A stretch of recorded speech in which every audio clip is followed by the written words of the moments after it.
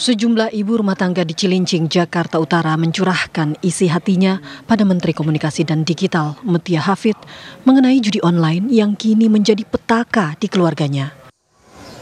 Suami saya sendiri, karena dia mengalami seperti itu. Dari rumah tangga saya yang kehidupannya normal, biasa aja. Satu persatu, para wanita ini membuka diri tentang perubahan sikap suami atau anak-anak mereka akibat judol. Mereka menangis karena tak tahu harus bagaimana mengatasi masalah ini.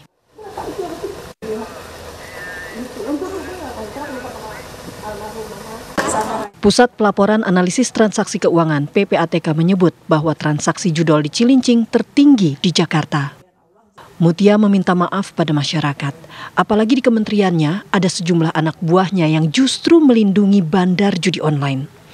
Sebuah pengkhianatan yang membuat Mutia tercekat saat berbicara di hadapan para ibu rumah tangga ini. Perempuan dan anak.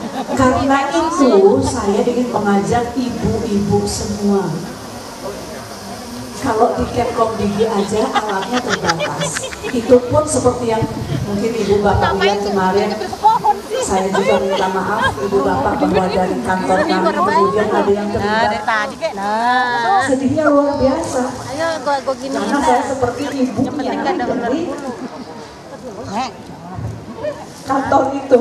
Sama kayak kalau ibu ada anak-anak yang terlibat pasti sedih, ya. Jadi kenapa saya sampaikan kepada tim Pak PJ Group, saya ketemu dengan ibu-ibu. Karena alat saja, alat saja, secanggih apapun, meskipun nanti kan kita bersihkan, kita bereskan ya ibu-ibu, tapi seberes apapun, sebersih apapun, alat dan pengawasan tidak akan cukup. Karena kami tidak bisa menjangkau rumah-rumah tangga. Para warga masyarakat Kelurahan Sember Barat. Mutia berjanji akan memperbaiki sistem aduan agar masyarakat bisa dengan mudah melaporkan kasus judol.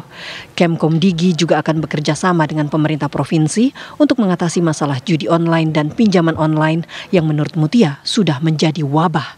Utamanya di Kelurahan Sember Barat. Terima kasih kepada Ibu semuanya. Dari Jakarta, Faris Noval, Victor Ardiansyah, TV One mengabarkan. Kita berharap sekali dari acara ini terkait pencegahan dan penanganan judi online di lingkungan sekolah. Judi online yang terus meningkat beberapa tahun terakhir jelas menebar kekhawatiran di masyarakat. Judi online tidak hanya menjadi candu, bahkan menelan korban jiwa.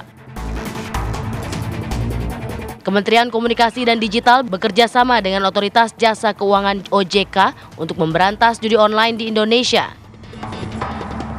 Hingga November 2024, Kemkom Digi dan OJK telah memblokir sebanyak 10.000 rekening bank yang terafiliasi judi online.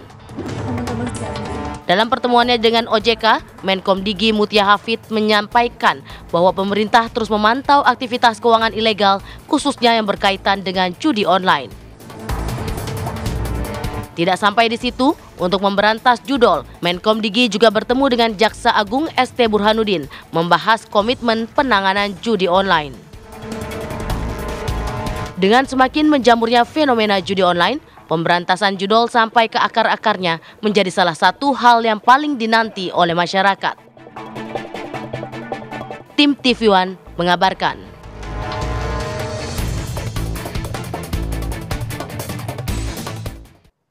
Iya, ini fenomena yang kalau kita lihat sebenarnya fenomena lama, sering terjadi tapi makin mengakar dan makin luas. Kita coba akan bahas hal ini bersama dengan sejumlah narasumber kami. Pemirsa sudah hadir di studio Apa Kabar Indonesia Pagi, ada Bang Ardi Suteja, Ketua Indonesia Cyber Security Forum. Selamat pagi, Bang. Selamat pagi, Bang. Pagi. Nanti kita akan coba lihat data-data analisa dari beliau ya, Put ya. Dan juga sudah tersambung melalui sambungan Zoom bersama kami, ada Bang Abraham Srijaya, anggota Komisi 1 DPR RI. Selamat pagi, Assalamualaikum, Bang. Selamat pagi, Bang. Selamat pagi, Assalamualaikum. Waalaikumsalam warahmatullahi wabarakatuh. Saya langsung mau ke Bang Ardi terlebih dulu, Bang. Kalau kita lihat nih, oke, ini bisa kita katakan kan, ini bukan kasus baru, ini kasus lama gitu kan. Udah ribuan bahkan jutaan situs sudah diblokir oleh Kominfo dulu, bahkan hingga saat ini Komdigi juga per hari udah mencapai 18.000 situs ataupun konten yang juga diblokir. Tapi nampaknya tumbuh satu, mati satu, tumbuh 1.000 nih, Bang. Seperti apa? Ini kan sesuatu fenomena yang sebetulnya kita harus antisipasi ya sejak era digital ya. Bahkan 2013 saya masih ingat tuh kita udah punya kajian ya, pembuatan laporan ya di Kemenko Polhukam tuh terkait juga ancaman-ancaman yang akan muncul ya, termasuk salah satu fenomena ini judi online. Bahkan kalau kita lihat di negara-negara lain seperti Brasil itu juga sekarang sudah menjadi persoalan besar ya. Jadi masalah judi online ini bukan hanya fenomena di Indonesia tapi sampai seluruh dunia, terutama negara-negara berkembang ya, yang ekonominya juga sekarang lagi mengalami kontraksi ya. Itu pasti akan muncul fenomena itu karena orang perlu sumber dana ya yang mudah, ada iming-iming seperti itu. Dia cari yang mudah, jalan pintas itu tanpa berpikir panjang. Akhirnya terlihat muncullah judi online. Nah, habis judi online susah duit, apalagi dia cari kan? Berikutnya kita udah tahu ceritanya kan. Nah itu. Pinjol akhirnya. Itu. Tapi sesulit itukah Bang untuk memberantas ini? Kalau kita orang awam kan melihat kan sudah ada OJK, PPATK, sebenarnya gampang ya memblokir gitu. Kenapa sekarang malah meningkat angkanya setiap tahun? Itu kan baru sumber duitnya. Alur peta sumber duitnya kelihatan. Tugasnya intelijen keuangan kan, PPATK. Tapi yang jadi masalah, server permain judi online kan nggak ada di sini. Itu ada di luar negeri. Nah itu sulit kita berantas. Sulit. Karena di negara lain, di mana kita belum tentu punya perjanjian bilateral untuk mengusut ke sana. Ada juga kalanya judi ini adalah sumber pendapatan bagi negara. Ini jadi negara di mana server itu berdomisili. Yang dilegalkan di sana. Dilegalkan. Nah ini juga menjadi persoalan. Nah, sekarang bagaimana kita membangun semacam kemitraan ya, aliansi secara bilateral, mungkin multilateral, secara mungkin ASEAN ya, untuk bisa menghentikan alur ini. Nah itulah mungkin tugas pemerintah yang sekarang itu untuk mencari jalan bagaimana ini bisa dibangun kerjasama antar negara ini. Ya. Oke, tapi kan saya mau langsung ke Bang Abram. Bang Abram, kalau Anda lihat betulkah kemudian ini memang masalahnya karena harus ada komunikasi bilateral untuk kemudian membahas hal ini dan juga memberantas hal ini. Karena lagi-lagi kita tentunya nggak mau ya yang tertangkap di sini sudah susah payah pemerintah memberantas judi online. Tapi yang ditangkap hanya ibaratnya kerucuk-kerucuknya saja. Ini puncak kakapnya justru akarnya belum tercabut gitu ya. Itu dia Bang, monggo Bang. Ya, pertama-tama saya harus sampaikan dulu bahwa sebelum Bapak Presiden berangkat kemarin, beliau telah menyampaikan untuk seluruh instansi, mulai dari BIN, Kejaksaan, Kapolri, Komdigi, dan lain-lain untuk bersatu padu untuk melakukan pencegahan dan pemberantasan judi online ini secara menyeluruh. Dan yang kedua memang judi online ini di Indonesia khususnya itu menyasarnya menengah ke bawah. Jadi bukan menengah ke atas, menengah ke bawah, servernya di luar negeri. Polisi, aparat penegak hukum kita pasti memiliki kesusahan untuk dapat mengejar sampai di luar negeri karena sudah beda teritorial. Namun kami dari Komisi 1 juga mendorong agar kita membuka hubungan kerjasama internasional. Tapi problemnya adalah belum tentu pihak yang sebelah sana mau. Kenapa? Karena di tempat mereka itu legal, contohnya di Kamboja. Di Kamboja itu kalau misalnya kita punya izin license kasino, mereka bisa beroperasi dengan legal, termasuk mengoperasikan judi online yang lingkup wilayahnya bukan hanya di Kamboja, tapi di seluruh dunia. Maka dari itu tentunya ini bukan hal yang mudah untuk memberantas tuntas. Itu menurut saya adalah keniscayaan. Tapi kita bisa melakukan pencegahan semaksimal mungkin itu bisa dilakukan. Nah, cara-cara yang kami kemarin sempat sampaikan adalah agar seluruh instansi ini bekerja sama, termasuk melaksanakan arahan Bapak Prabowo. Contoh, mulai dari PPATK, dari OJK membuat kerjasama dengan Komdigi kemarin, dengan cekrekening.id kalau nggak salah, untuk bisa mengecek rekeningnya, payment gateway. Lalu juga dari Komdigi sendiri harus dibuat aturan yang updated terkait pemblokiran situs ini. Karena pemblokiran situs ini tidak bisa hanya dilakukan oleh Komdigi, tapi pihak Kepolisian Republik Indonesia juga harus dapat melakukan pemblokiran. Karena selama ini mereka hanya melakukan portal aduan instansi di mana Polri hanya melaporkan kepada Komdigi. Ini website ini yang terindikasi bermuatan negatif, lalu Komdigi memverifikasi dan diblok. Tentunya itu tidak efisien. Perlu dibuat dashboard bersama antara Polri dan Komdigi sehingga semua pihak dapat ikut mengawasi. dan harus dibuat peraturan formilnya yang jelas. Baik. Gitu mungkin dari saya. Ya. Bang Abraham, tadi kan Anda bilang ya, maksudnya di negara tertentu itu legal. Nah, kita agak sulit nih untuk memberantasnya. Yang bisa kita lakukan adalah pencegahan. Tapi pertanyaannya, ini tersangka judi online ini justru ada internal dari Komdigi sendiri. Malah justru yang harus memberantas mereka yang memelihara website-website judi online ini. Nah, menurut Anda ada yang salah nggak sih dengan sistem mungkin di pemerintahan ataupun di Komdigi sendiri? Iya, kalau misalnya Komdigi tentunya sedang melakukan perbaikan. Kita melihat betul Bu Menteri kita sedang melakukan restrukturisasi secara menyeluruh ya.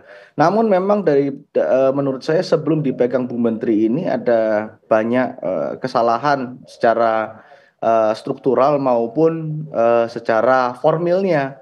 Banyak sekali yang dilanggar.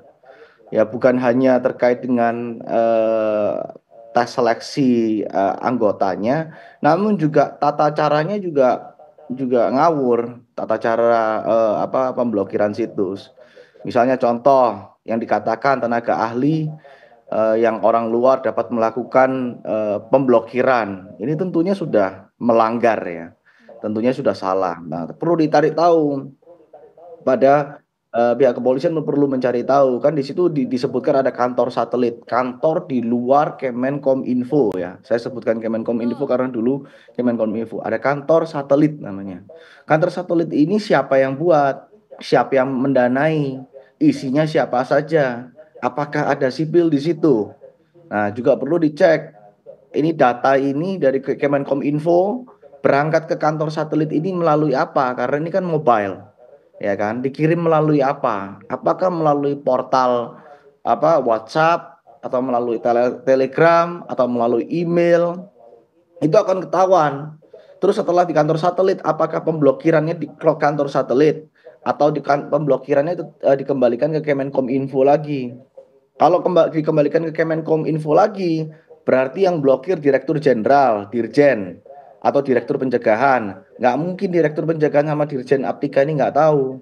Tapi kalau diblokir di kantor satelit, ya ini berarti kan sudah salah besar secara aturan ya. Karena aturannya yang memblokir itu adalah Dirjen Aptika.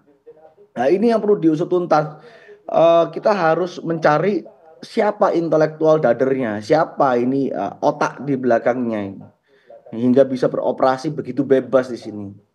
Karena tidak mungkin dong. Sekarang saya mau melakukan pemblokiran. Dugaan Anda siapa, Bang Abraham? Kenapa? Dugaan Anda siapa, Bang, kalau begitu?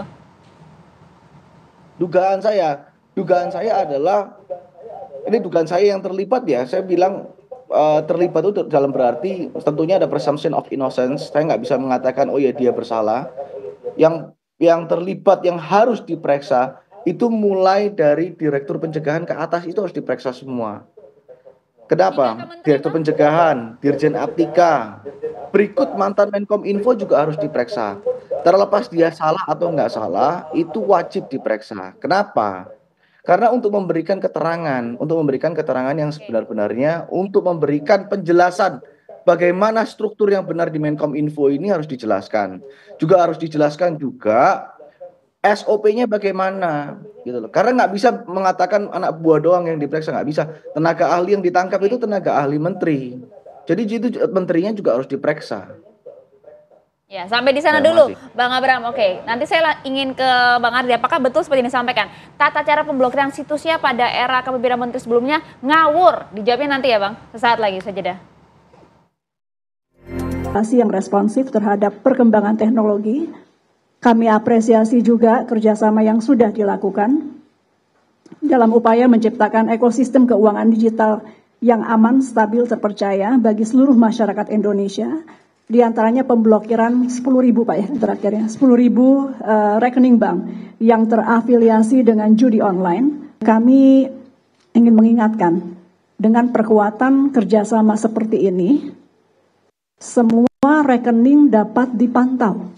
Ketua OJK tadi sudah menyatakan kalau memang jelas ini sudah aktivitas keuangan ilegal, maka itu kemudian akan langsung diblok.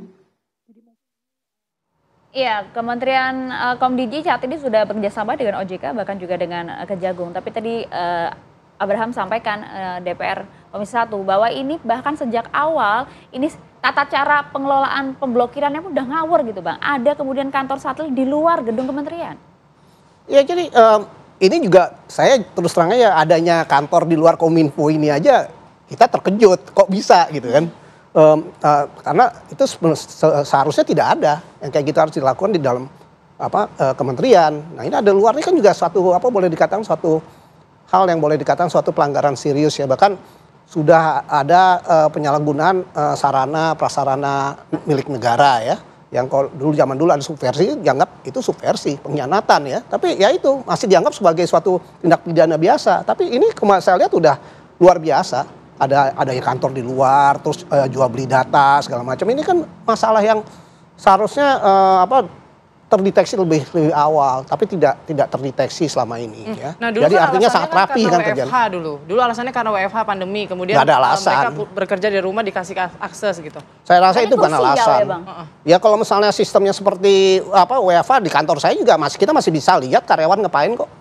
Masa di Kominfo nggak ada kayak gitu ya? Dan harusnya sebenarnya Kominfo nggak boleh ya untuk bekerja di luar kantor. Ya nggak bisa, itu kan sarana prasarana negara. Ya harusnya ada di situ ya. Kalau emang di luar itu ya seharusnya ada suatu mekanisme di mana mereka bisa mengawasi. Kalau ada anomali ya, ada data yang keluar dari Kominfo kemana itu kan harus ada mekanisme pengawasannya. Nah selama itu bagaimana? Nah yang saya melihat ini masalah rutinitas ini adalah suatu kelemahan di Kominfo yang dibiarkan, tidak ada evaluasi ya. Kelemahan-kelemahan ini. Nah, kelemahan-kelemahan inilah yang sekarang dipelajari oleh mereka pelaku-pelaku ini untuk ditembus. Makanya buktinya ada orang-orang pegawai Komdigi yang terlibat. Nah, ini salah satu kelemahan yang mereka berhasil memanfaatkan dan mengeksploitir. Nah, itu dia. Kelemahan-kelemahan yang kemudian dimanfaatkan, dipelajari, bahkan saat ini kalau kita lihat situs-situs judi online ini tidak hanya bermain di ranah website dan juga media sosial, tapi bahkan ke ranah privat, betul Bang? Hingga ke misalnya WhatsApp dan lain-lain. Saya berapa hari ini aja terus terangnya mikir juga nih, kita lagi gencar-gencarnya ini berantas judi online, pemerintah nutup situs segala macam, muncul di WhatsApp, di Telegram, ya, di DM kita. Dengan link-link, dan saya lihat yang ngirim itu pakai nomor-nomor luar negeri tapi bahasanya bahasa Indonesia. Nah ini gimana nih, artinya satu ditutup, mereka punya alternatif jalan lain. Karena memang ada juga sebagian orang Indonesia yang mungkin ditipu gitu ya, dia direkrut untuk bekerja di sana yang mereka juga tidak tahu itu judi online. Itu ada beberapa orang kemungkinan itu selalu ada ya, tapi masalahnya saya meyakini ya mereka sudah siap dengan berbagai alternatif. Kalau satu diblokir ya, alternatif berikutnya dia akan gerakin ya, mungkin sampai 3 atau 4 lapis. Tapi kan justru lebih sulit lagi dikontrol kalau ranahnya privat. Nah, kayak saya bilang kalau kayak gini kan artinya kita berhadapan dengan suatu kekuatan yang lebih besar daripada yang kita pahami selama ini. Nah, itu yang juga menjadi tantangan. Makanya sekarang saya rasa ini harus dijadikan semacam gerakan nasional ya, bersama semua pihak harus terlibat. Nggak bisa hanya pemerintah, masyarakat gimana, pemuka-pemuka agama gimana, teman-teman di dunia pendidikan bagaimana, orang tua gimana. Nah ini kan semuanya harus ikut. Nah ini tadi menarik juga ya soal masalah satelit di luar begitu ya, kantor satelit di luar, pengawasannya harusnya lebih ketat, evaluasinya harusnya lebih ketat. Nah harusnya diaudit ya Bang. Tapi kalau Bang Abraham sendiri melihat apa perlukah audit ini atau bahkan rekening-rekening dari para karyawan ataupun pegawai di Kominfo ataupun Komdigi ini perlu nggak diaudit juga ini biar tahu nih aliran dananya sampai kemana? Ya. Jadi logikanya kalau misalnya rekeningnya masyarakat diawasi, apalagi rekening pegawai Komdigi kan, kira-kira logikanya kan seperti itu.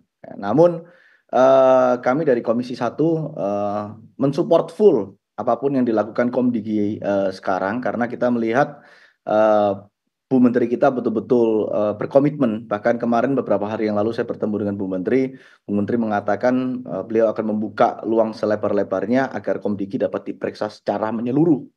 Siapa-siapa saja yang terlibat dalam penyelewengan wewenang ini. Lalu yang kedua, kami dari Komisi 1 pun kemarin sudah rapat dan kita sudah ketok dibentuknya Panja Judi Online yang diketuai oleh Wakil Ketua Komisi 1 kami, Pak Dev Laksono, yang tentunya kita akan mulai dalam waktu cukup dekat. Dari situ kita akan membuka khususnya terkait dengan judi online ini di Kominfo yang lama dan Komdigi. Ya. Halo. Ya, kemudian Satgas juga sudah dibentuk.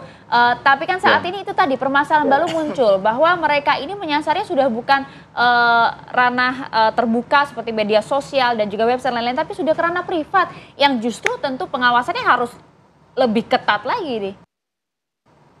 Iya, masalahnya kita nggak bisa memungkiri faktanya bahwa judi online ini memang bukan hal yang yang mudah untuk bisa dicegah begitu saja. Karena katakanlah semua website situs judi online diblokir dengan menggunakan VPN gratis saja, itu sudah bisa mengakses lagi. Saya kasih contoh ya, Indonesia ini untuk konten pornografi diblok, tidak boleh. Tetapi saya kemarin baca di berita, barusan rilis kemarin, bahwa Indonesia ini salah satu pembuka situs porno terbesar nomor 7 di dunia. Padahal sudah diblokir. Jadi lalu juga terkait dengan judi online. Ada transaksi baru menggunakan cryptocurrency. Nah, tentunya ini akan menyulitkan aparat penegak hukum untuk bisa mengejar. Karena apa? Proses transaksinya tidak lagi menggunakan payment gateway rupiah maupun US dollar, tapi menggunakan kripto. Dan pembelian token kripto ini bukan di tempat judi online, di tempat yang berlisensi OJK. Contoh kita beli di suatu misalnya di Indodax. Di Indodax transfer ke wallet kita bisa transfer kemana aja di seluruh dunia. Nah, ini tentunya akan mempersulit aparat penegak hukum kita. Jadi yang memang harus difokuskan adalah pencegahan dari sisi Komdigi, peraturan, dan penyuluhan kepada masyarakat. Karena judi online ini sekali lagi ya, mungkin 90% lebih, mungkin saya bisa bilang 95%, menyasarnya itu menengah ke bawah. Menengah ke atas, nggak ke judi online, menengah ke atas, datangnya ke kasino, mereka ke Malaysia, mereka ke Singapura, mereka ke Makau, mereka nggak main di Indonesia. Dan kasino di Malaysia, orang Malaysianya nggak ada yang main di Malaysia.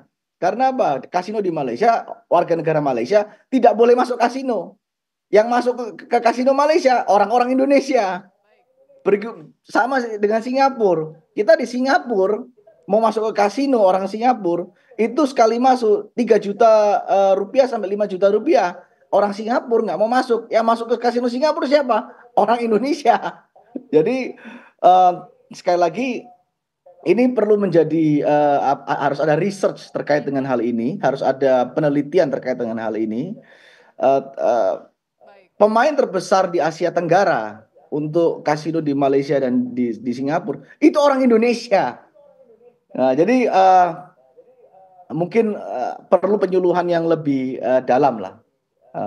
Dari pemerintah ya, Bang Abraham untuk memberantas judi online ini, dan yang bisa kita lakukan tadi disampaikan Bang Abraham adalah pencegahan begitu ya, masyarakat juga harus diberikan sosialisasi. Nah, tapi ini jadi kesempatan kita juga mungkin di segmen selanjutnya ya Bang Ardi, mungkin bisa dijelaskan juga nih modus-modus judi online itu seperti apa sih, karena kalau data dari Satgas Pemberantasan Judi Online itu usia di bawah 10 tahun pun ada 80.000 orang sudah ikut terlibat judi online. Nanti kita bahas usai jeda berikut. Tetap bersama kami di Apa Kabar Indonesia Pagi. Ya, Anda kembali di Apa Kabar Indonesia Pagi. Langsung saja Bang Ardi menjawab pertanyaan saya tadi. Ini anak di bawah 10 tahun sudah main judi online. Nah, modus-modus apa sih sebenarnya yang perlu kita waspadai nih, masyarakat harus tahu? Jadi ini suatu, ya kalau dibilang udah melebihi keprihatinan ya. Kalau udah anak-anak udah terlibat judi online. Nah, ini juga akan menjadi suatu masalah besar buat bangsa kita. Ya, generasi terusnya.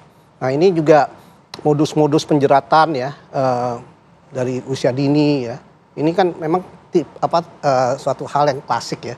Kalau kita bicara narkoba, itu kan biasanya juga dulu narkoba itu nggak mungkin tiba-tiba orang kecanduan narkoba tanpa diberikan tester ya, tanda kutip tester. Nah, ini ya tester ini lewat game online. Ya, itu dikasih kecil-kecil dulu jumlahnya sekian. Dibuat ketagihan, oh ini gampang nih menang, besok dia ini lagi. Akhirnya apa? Terus menerus kan, nggak bisa dihentikan kan. Meskipun game-game untuk anak-anak? Ada. Nah ini ya, kita kan nggak punya kemampuan untuk memeriksa apakah itu kita taunya itu game. Tapi bagaimana memastikan bahwa game itu tidak ada unsur adiktifnya, kecanduannya.